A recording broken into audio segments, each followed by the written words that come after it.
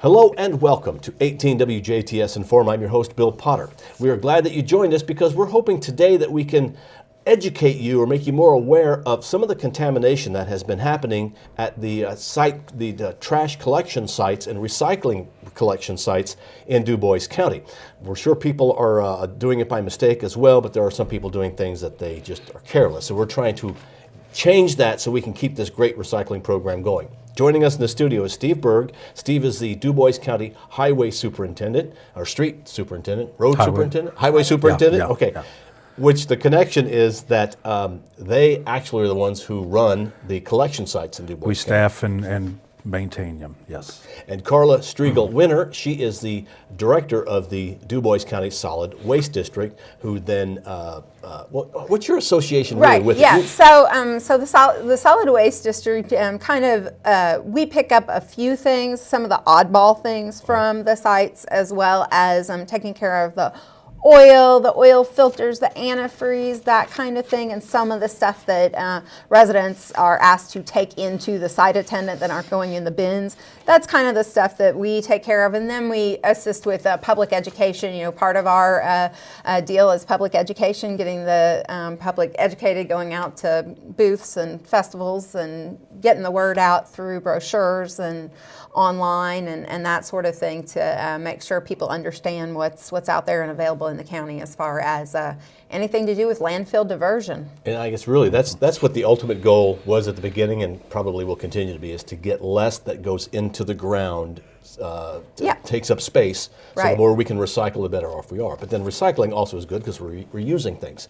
Steve, how many sites are there in Dubois County? We have 8 sites. 8 different sites. Okay, so they're all over the place, in all different communities. Yeah, okay. Hayesville, Dubois, so we've got one located at Pine Ridge, Ireland, Holland, Ferdinand, Huntingburg. I think I touched on all of them.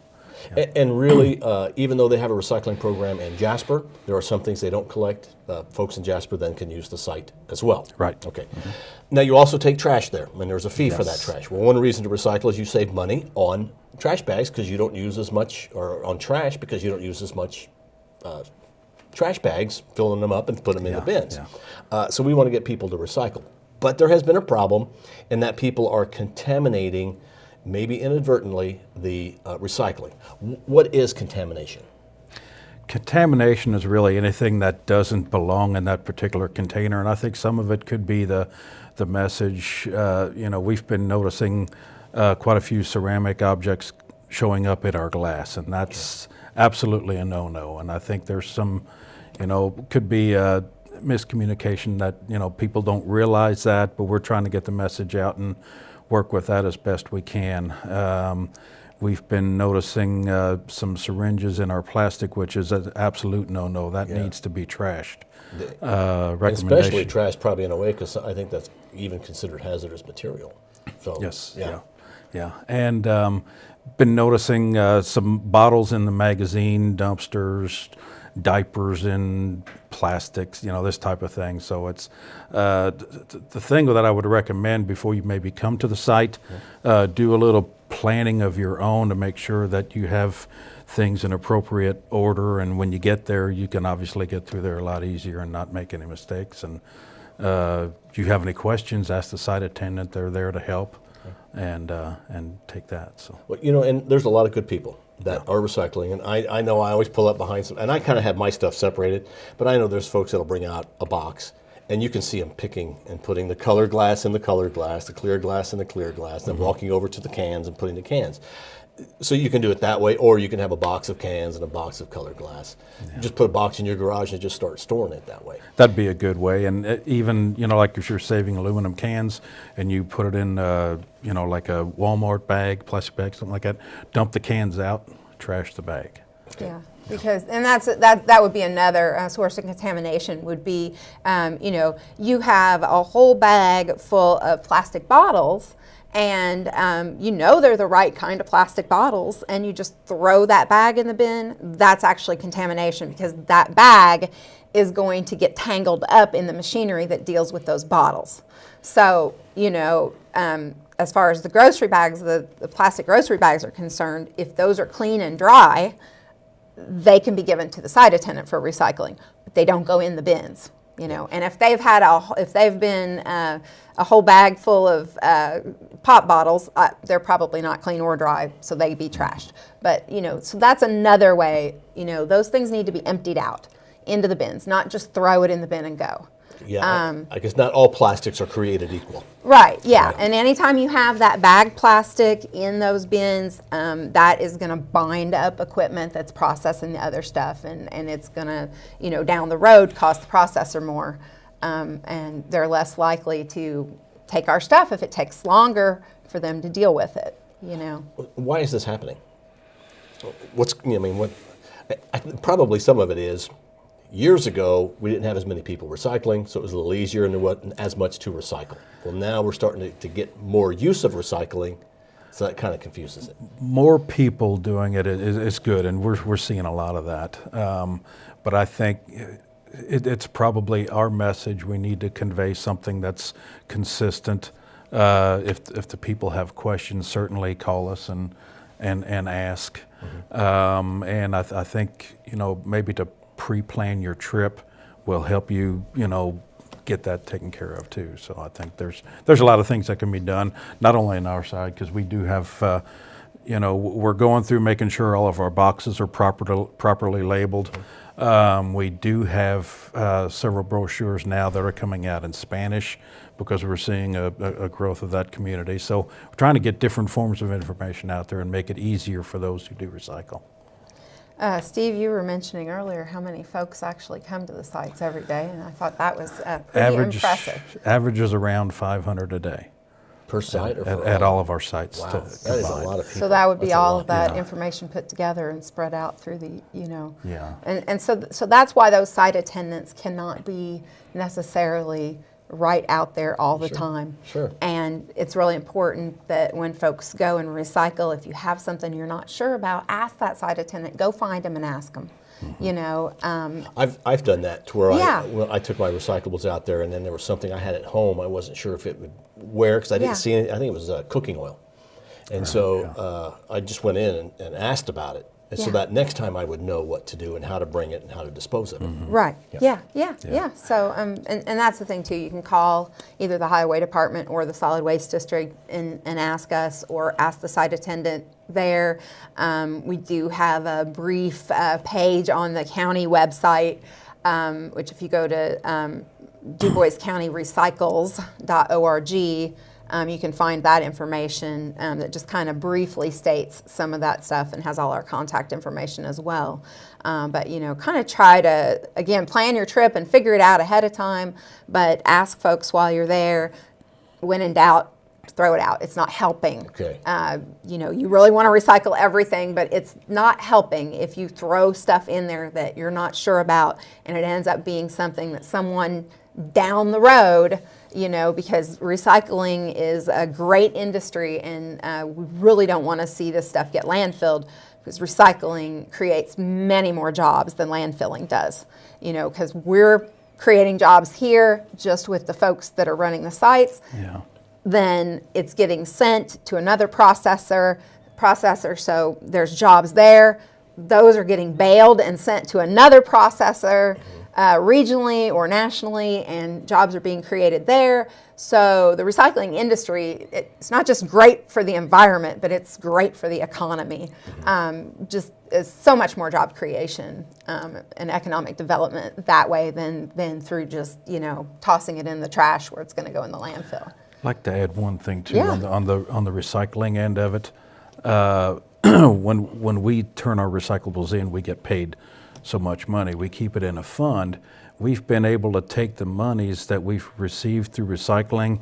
It has purchased trash trucks for our department. We've redone a lot of the old sites that have been around since way back when. Those are gone. We've got new ones now with, they're insulated. They're, makes it more comfortable. Gives our workers a little bit more room to sort the magazines, that type of thing. We're changing out old bins. They get rusted and they just get bad. So a lot of this money is being used to help keep our stuff upgraded. We also use it for additional revenues when we're dumping our trash at the landfill. we've got so much money that comes from solid waste. When that runs out, we take our recyclable money and pay that bill. So we're not having to come to John Q. taxpayer for additional revenue. We're using our revenue from the recyclables and paying that. So there's a lot of positive to that. Sounds like a win-win because, It is, yeah. number one, if I recycle, I don't throw as much trash away. So I save that money by not having as much refuse to throw away. Yeah. But I'm also saving myself as a taxpayer in Dubois County because I'm saving some money for the county because you're able to use the money you get from recycling to pay for things that I won't need to be taxed on. We all win. Yeah, so it's all win-win for everybody. Yeah.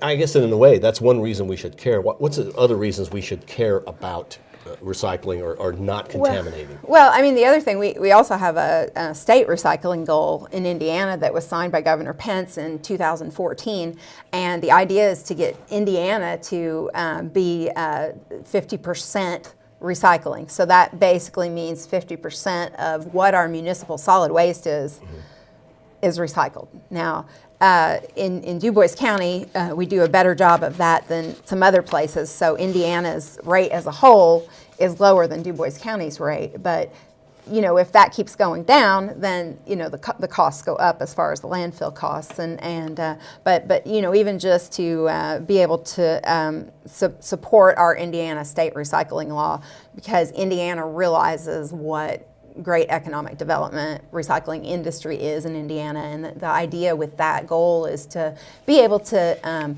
get more businesses so that we can down the road get more recycling. I know before we came on, you were talking a little bit about how you remember when where you lived before, only magazine recycling. Then a couple of years later, they added something else. So if we can continue to work on this statewide recycling goal, we are encouraging more businesses and more industry in Indiana to be able to recycle more. And so then down the road, there'll be even more products that are easier to recycle. And so, you know, that's sort of the end goal too.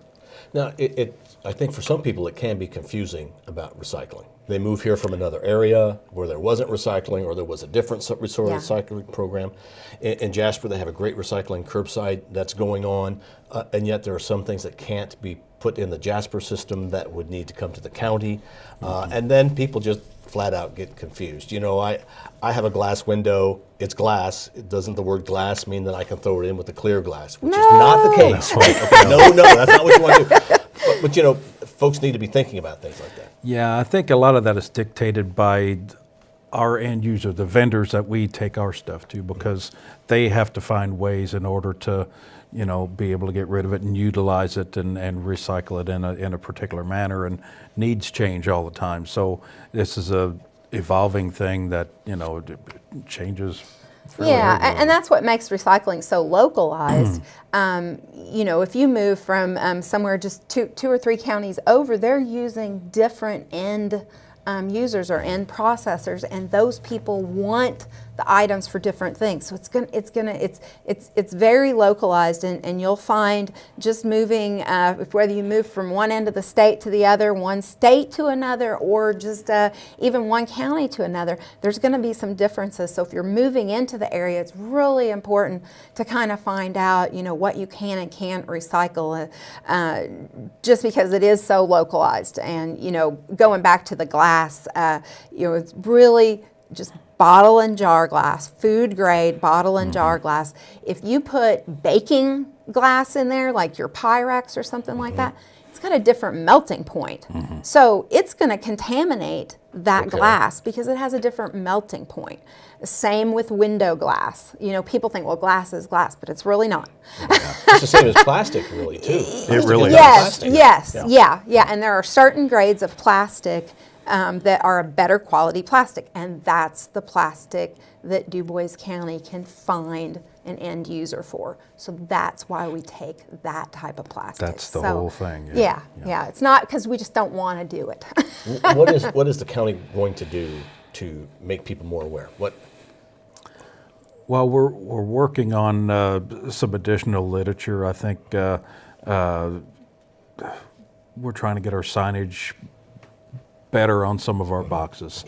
As I stated earlier, we've got some brochures out that are in Spanish to help those folks. We're trying to come up with better ways to get the message Yeah, out to I'm be working more on consistent with that. Okay. a nice full color brochure that hopefully will help folks, be able to understand that stuff a little better, and we could all use social media a little bit better. So we're hoping to incorporate more web presence, more social media presence.